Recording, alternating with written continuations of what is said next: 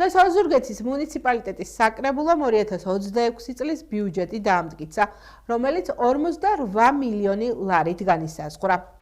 ინფრასტრუქტურა 8 მილიონი, დასუფთავება 5 მილიონი, განათლება 9 მილიონი, კულტურა, ახალგაზრდობა, სპორტი 9 მილიონი, ჯანდაცვა და სოციალური სფერო 3 მილიონი, ადგილობრივი ეკონომიკური განვითარების ხელშეწყობა 4 მილიონი, მმართველობა კი 11 მილიონი ლარი.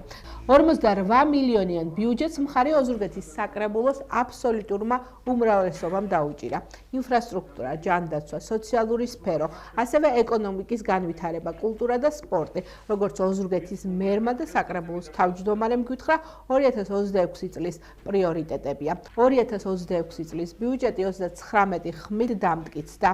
ახალი ბიუჯეტისთვის ხმა მხოლოდ ოპოზიციის წარმომადგენლებს გახარია საქართველოდან გიორგი სირაძეს და ლეილო ძლიერის საქართველოსთვის წარმომადგენლებს ლავრენტი ქვილორიას არ მიუცია. 2026 წლის ბიუჯეტის პარამეტრები არის 48 მილიონი 70,000 ლარი. ძირითადი პრიორიტეტი 2026 წლისთვის იქნება ინფრასტრუქტურა, განათლება, კულტურა, ჯანდაცვა და სპორტისა და სოციალური საკითხები. ბიუჯეტის დაფინანსება ძირითადად იქნება ჩვენი მოსახლეობისთვის და იმ საჭიროებებისთვის, რომელიც სჭირდებათ მათ და მხარდაჭერისთვის.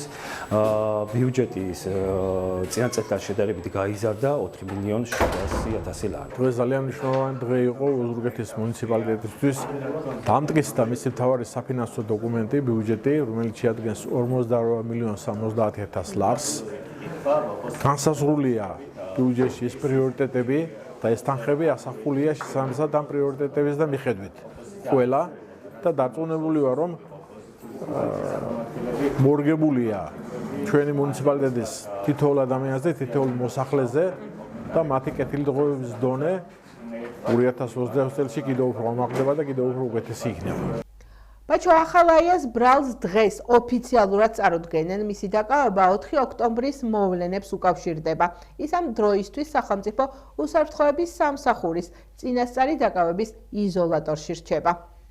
სუსში ჩატარებული ბრიფინგის შემდეგ ცნობილი გახდა ისიც, რომ ბაჩო ახალაიასთან ერთად თავდაპირველად დაკავებული იყო მისი მეუღლე ანა ნადარეიშვილიც, რადგან გამოძიების ვერსიით ახალაიას მხრიდან სხვადასხვა პირებთან კომუნიკაცია ანა ნადარეიშვილის სახელზე რეგისტრირებული მის სამართით ხდებოდა.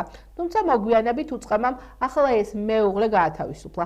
მათივე ცნობით ანა ნადარეიშვილის მხრიდან 4 ოქტომბრის დანაშაულებრივ მოვლენებში შესაძლო მონაწილეობაზე გამოძიება მოგვიანებით იმსჯელებს. ფიზიკურად გაურკვევლობაში ამ წარმოდგენა რა აქვს, რა შეხება, რა საკითხი არის საერთოდ, ანუ ეს არაფრის შუაში არ არის, არაფერს შემხევლობა არ ქონია საერთოდ, ეგ არის მისი პოზიცია.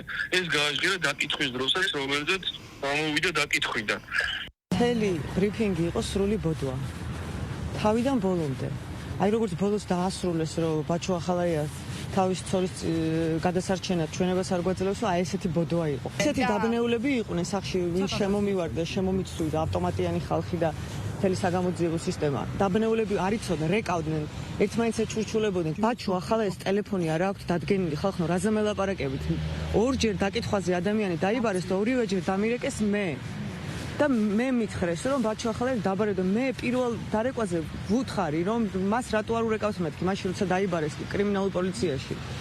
ხმის ნიმუშის ჩაწერაზე. და მითხრეს, რომ არ გვაქვს მისი ნომერი, არ ვიცითო.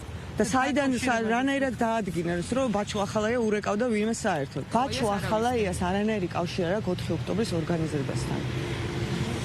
და საერთოდ თავიდან ბოლომდე 4 ოქტომბრის საქმე არის აბსურდი, იმიტომ რომ არანაირი ძალადობა ჩვენ ეგ არ გვინახავს.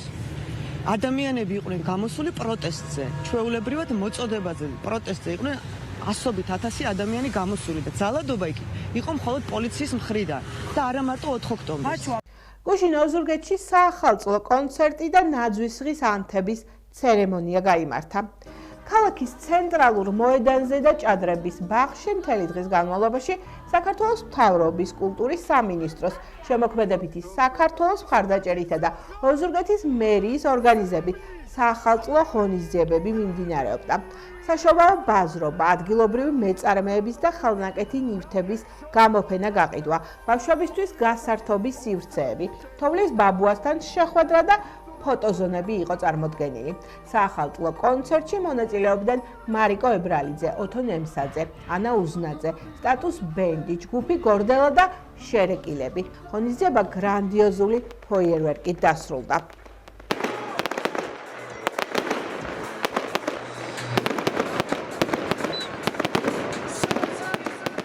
ჩოხატაურში მთავარი ნაძვის ხე საზეიმო თაინთო, რომელსაც არაერთი ადგილობრივი მოზარდი თუ ახალგაზრდა დაესწრო.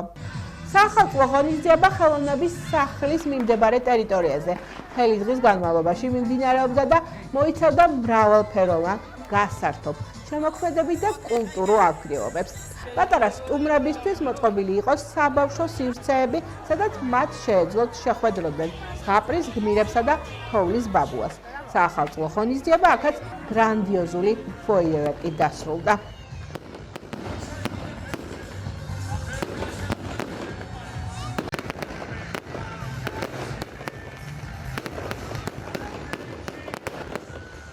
ეს მნიშვნელოვანი დღეა ჩვენს მუნიციპალიტეტში, ავანთეთ ჩოხატაურის მთავარი ნაძვის ხე. დღე გამოირჩეოდა სხვადასხვა აქტივობებით, ეს იყო საბავშვო აქტივობები, ადგილობრივი ნაწარმის გამოფენა გაყიდვა, საღამო დაასრულა გრანდიოზულმა კონცერტმა და ფეიერვერკმა. დიდი მადლობა მინდა გადაუხადო მთავრობის ადმინისტრაციას და კულტურის სამინისტროს დღევანდელი დღის ორგანიზებისთვის.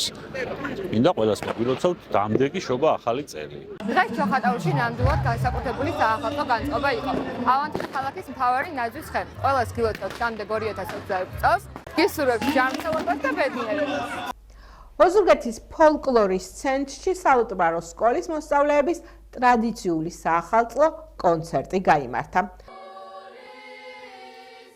ოზურგეთის სალუტბაროს სკოლის მოსწავლეების სმენელების წინაშე მრავალფეროვანი რეპერტუარი წარსდგა.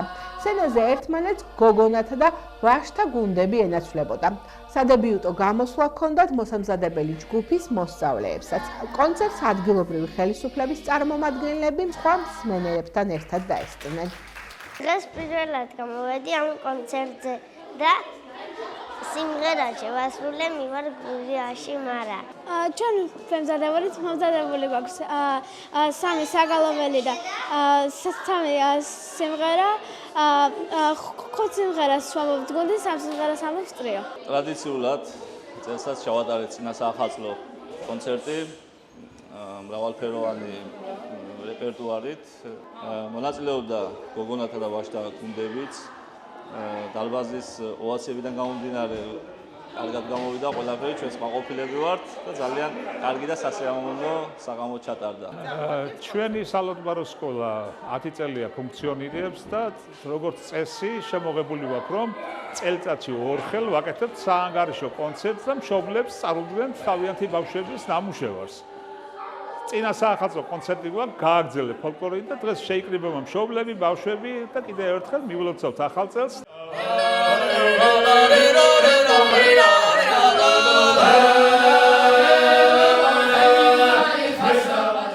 ოზურგეთის მუნიციპალიტეტის კულტურის სახლში ქალაქ ოზურგეთის ნომერ 4 საჯარო სკოლის საახალწლო ღონისძიება მოლოდინიდან შეხვედრამდე გაიმართა.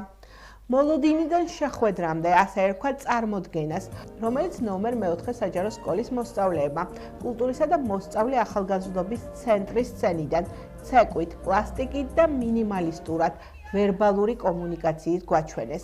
ერთი შეხედვით მძიმე თემა, მიგრაცია და მოხუცების ამარა დატოვებული ოჯახების ყოფა თვალწინ გაგვიცოცხლეს. ქვეყნის გარეთ მყოფი გამორჩეული ქართველები კიდევ ერთხელ გაგვახსენეს. შემდეგ კი ოზურგეთის სავიზიტო ადგილები მაყურებლისთვის საინტერესოდ და შთამბეჭდავად წარმოადგინეს. სკოლის დიდი ტკივილი, ულამაზესი საცეკვაო ნომრით და მუსიკით გაიხსენეს. შემდეგ კი როგორც ახალი წლის ჯადოსნურობას ჩვევია, მონატრებულ ბებია ბაბუასთან უცხოეთიდან ჩამოსული შვილიშვილების შეხვედრის სიხარულის განგვაცდევინეს და ულამაზესი საახალწლო სიმღერითა და ფოიერვერკით დაგვემშვიდობდნენ. ღონისძიების იდეის ავტორი და ქორეოგრაფი ზურა წულაძე გახლდათ, რეჟისორი ნინო ჯიჯიეშვილი. ღონისძიების ორგანიზებაში კი ბავშვებთან ერთად მთელმა პედაგოგიურმა კოლექტივმა მიიღო მონაწილეობა.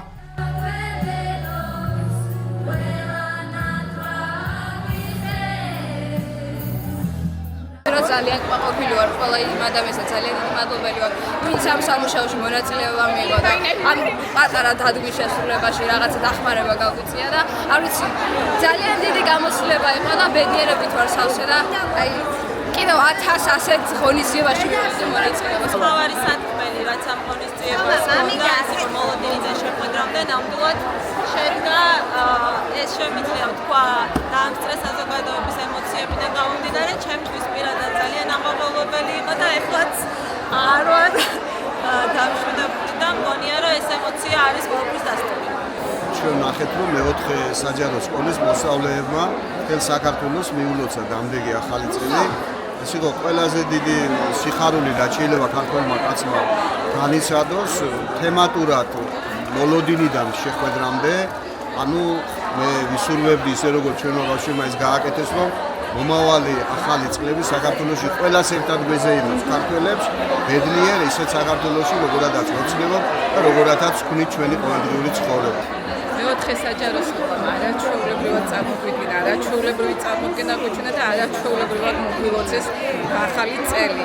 მართლაც ვისურვებდი რომ ამ ბავშვების ოცნებები, ამ ბავშვების იმედები გამართლებული იყოს და ვერ გავექცევით იმ რეალობას, რომ ქართული ჯიში, გენეტიკა, ჩვენი სისხლი მთელ მსოფლიოს ამოდებული და მართლაც ის, რაც მათ ასე უნდათ, რომ ყველა ოჯახში დაბრუნებოდეს ჩვენი ქართველები და ყველაფერი ისე ყოფილიყოს, როგორც ამ ბავშვებს წარმოუდგენია და თითოეულ მათგანს უსურვებ. გამდე 2026 წელს სიკეთეს, სიხარულს, წმენას, იმედების ასრულებას და ყველაფერს საუკეთესოს ვისურვებ.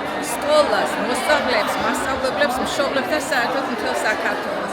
ეს იყო რაღაც სასწაულის ზეიმი, ისვისაც მადლობას ვუხდი მათ. ოზურგეთის ნომერ 2 საჯარო სკოლის პირველ კლასელებმა პედაგოგ ნინო ორლოვსკაიასთან ერთად წინა საახალწლო ღონისძიება გაკვეთილი შემოგთავაზეს.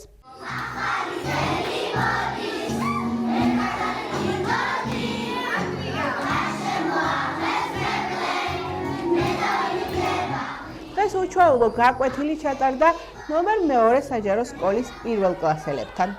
მათემატიკის გაკვეთილის სახალისო ქართული კი უფრო წარმოდგენას გავდა, რომლის მთავარი გმირები ნინო მასწავლებელი და მისი ახალი წლის მომლოდინე პატარები იყვნენ, რომლებმაც გვითხრეს, რომ მათ სწავლასთან ერთად სიმღერათა ცეკვაც კარგად გამოსდით.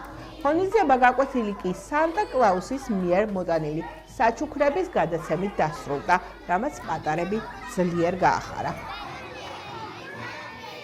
ძალიან საინტერესო საახალწლო აქტივობა შემოგთავაზა დღეს ნინო მასწავლებელმა. მე როგორც მშობელი ძალიან ბედნიერი ვიყავი, რომ ხედავდი ჩემს შვილს ასეთ ბედნიერს, აქტიურს, ჩართულს ძალიან საინტერესო აქტივობებში და დარწმუნებული ვარ მისი განვითარებისთვის. წარდგება ასეთი საახალწლო აქტივობები და მნიშვნელოვანი იქნება მისი მომავლისთვის.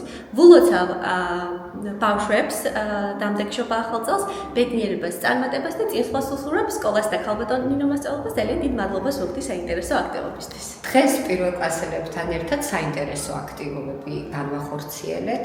მოსწავლეებთან ერთად მათემატიკური სააზროვნო დავალებას შევასრულეთ, ბავშვებმა ძალიან ლამაზად გაართვეს თავი. აგრეთვე ქართულის ელემენტები შემოვიტანეთ, მოიფიქრეს სიტყვები, რომლებიც ახალ წელთან იყო დაკავშირებული და ძალიან სახალისო და ლამაზი დღე გამოგვივიდა. ვიმღერეთ, ვიცეკვეთ და ასე ხვდებით 2026 წელს. გილოცავთ და გისურვებთ საუკეთესო წელი ყოფილიყოს ჩვენს ცხოვრებაში.